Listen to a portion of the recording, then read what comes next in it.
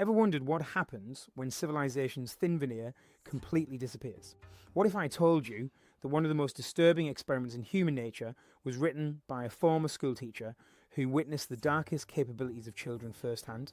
Today, we're diving deep into William Golding's masterpiece, Lord of the Flies, a book that will fundamentally change how you view human nature, leadership, and the fragile structures that hold our society together.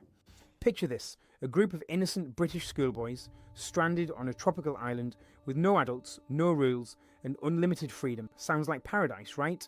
Wrong.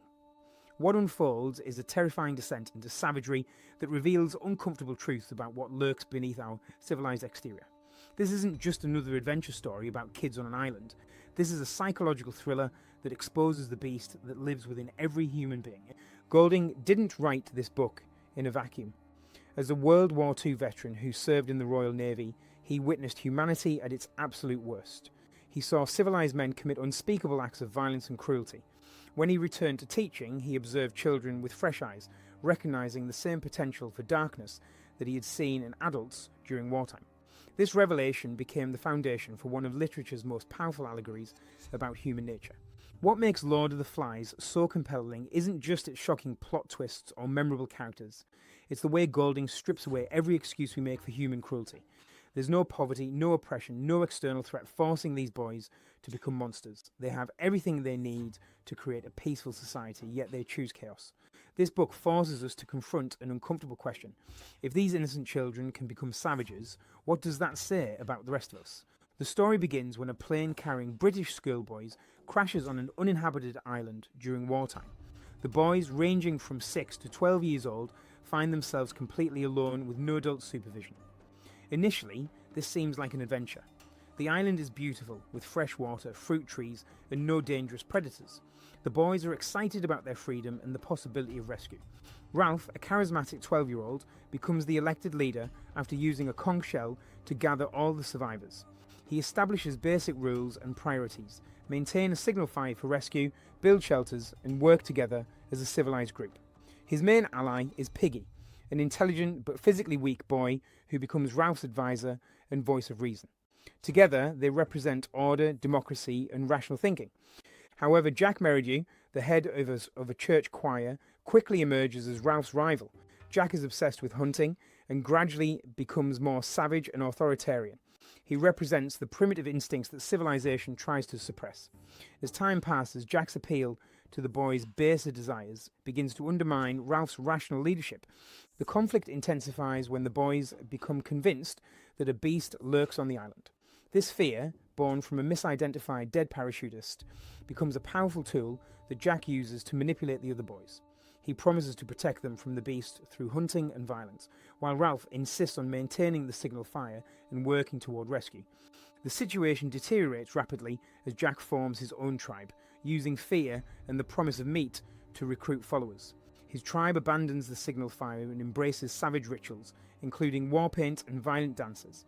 The boys split into two factions, those who follow Ralph's civilized approach and those who join Jack's primitive tribe. The climax arrives when the boys' conflict turns deadly. In their frenzy, they murder Simon, a sensitive boy who discovers the truth about the beast.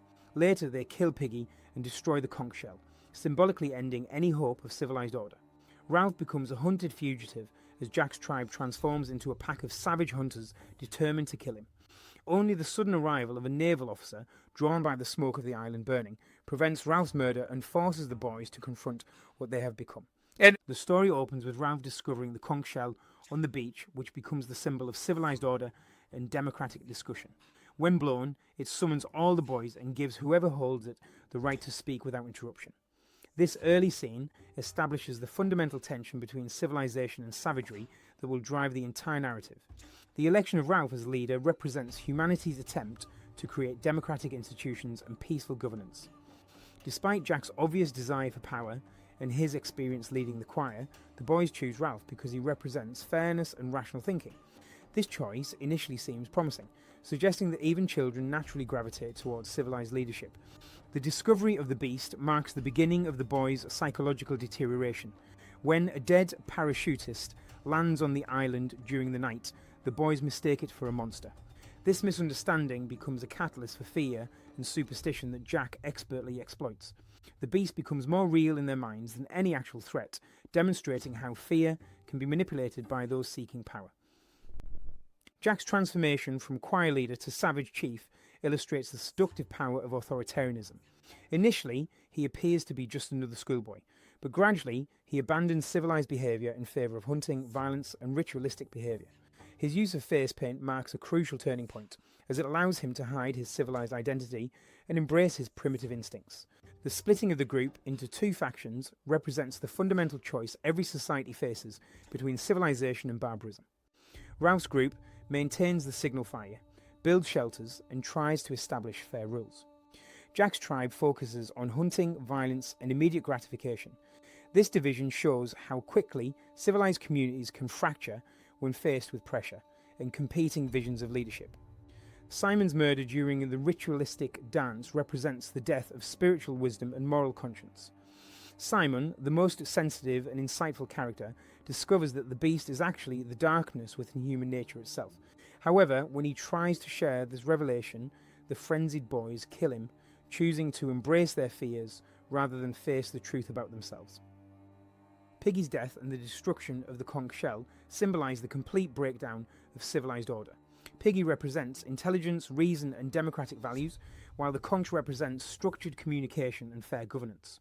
When Roger deliberately kills Piggy and destroys the conch, it marks the point of no return where savagery has completely triumphed over civilization. The final hunt for Ralph reveals how quickly a group can transform from a civilized community into a murderous mob. The boys who once played together now systematically hunt their former leader with the intent to kill. This transformation demonstrates how thin the line between civilization and savagery really is, and how quickly that line can be crossed when fear and mob mentality take hold. The fundamental lesson of Lord of the Flies is that civilization is not natural to humans, but rather a fragile construct that requires constant effort to maintain. Without the structures, rules, and institutions that guide behaviour, people quickly revert to their most primitive instincts. This doesn't mean humans are inherently evil, but rather that the capacity for both good and evil exists within everyone, and the environment we create determines which aspect dominates. Leadership styles have profound consequences for any group or society. Ralph's democratic approach, while morally superior, proves less effective than Jack's authoritarian methods when people are afraid and desperate. This reveals the uncomfortable truth that people often choose security over freedom, especially when faced with uncertainty. Effective leadership requires not just good intentions, but also the ability to address people's deepest fears and needs. Fear is perhaps the most powerful tool for controlling human behaviour. Throughout the book, Jack uses the boys' fear of the beast to manipulate them into following his increasingly savage leadership. This demonstrates how easily fear can be weaponized by those seeking power, and how rational thinking becomes nearly impossible when people are terrorized by real or imagined threats. The mob mentality illustrated in the book shows how individual moral responsibility can disappear when people act as part of a group. Boys who might never hurt anyone alone become capable of murder when caught up in collective frenzy. This psychological phenomenon explains how ordinary people can participate in extraordinary acts of cruelty when surrounded by others doing the same thing. The symbolism of the conch shell teaches us about the importance of democratic institutions and structured communication. As long as the conch remains intact and respected, the boys maintain some semblance of civilized discussion. When it's destroyed, all hope of peaceful resolution disappears. This symbolizes how democratic norms and institutions, while sometimes cumbersome, are essential for preventing societal collapse. Intelligence and wisdom, represented by Piggy and Simon respectively, are often undervalued and even attacked by those who prefer simple solutions to complex problems. Both characters offer crucial insights that could help the group, but their voices are silenced by those who find their messages inconvenient or threatening. This reflects how societies often reject the very people who could help them most. The corrupting influence of power becomes evident through Jack's transformation from a disciplined choir leader to a savage chief. Power doesn't just corrupt those who wield it, it also corrupts those who follow authoritarian leaders as they gradually abandon their moral principles in exchange for security and belonging. This corruption happens gradually, making it difficult to recognise until it's too late. The importance of hope and long-term thinking emerges through the contrast between maintaining the signal fire and focusing on immediate needs like hunting. Ralph's insistence on keeping the fire burning represents the kind of forward-thinking and sacrifice necessary for any society to survive and thrive. When groups abandon long-term planning for short-term gratification, they inevitably face catastrophic consequences. The book also reveals how quickly social hierarchies can emerge and become entrenched, even among children. The older boys naturally assume leadership roles, while younger boys become followers or victims. This happens without any external force creating these hierarchies, suggesting that inequality and social stratification may be more natural to human societies than we'd like to admit. Finally, the arrival of the naval officer at the end provides a crucial perspective on the relative nature of civilization. The officer represents the adult world that the boys have been trying to recreate. But his arrival during wartime reminds us that adult civilization is also capable of savage behaviour on a much larger scale. This ironic ending suggests that the problems illustrated on the island are not unique to children, but reflect fundamental challenges that all human societies face. Lord of the Flies remains one of literature's most powerful and disturbing explorations of human nature precisely because it offers no easy answers or comfortable reassurances.